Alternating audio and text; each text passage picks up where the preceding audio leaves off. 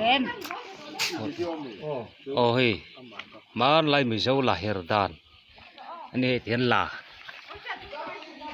hắn bara hắn her amu tiền là mà hắn là lâu ta nè là mà hắn amu lamu khát tel to lovin tiền là lâu chua cả thì hắn rizai te hắn là tên xem mà lại chuan hi mi dâu là her na her ot ti thin khan ne tiếng hen là hi kan song ball khat to khop mai tu lai a chuan cái bây giờ mi dâu là dik takan hen hi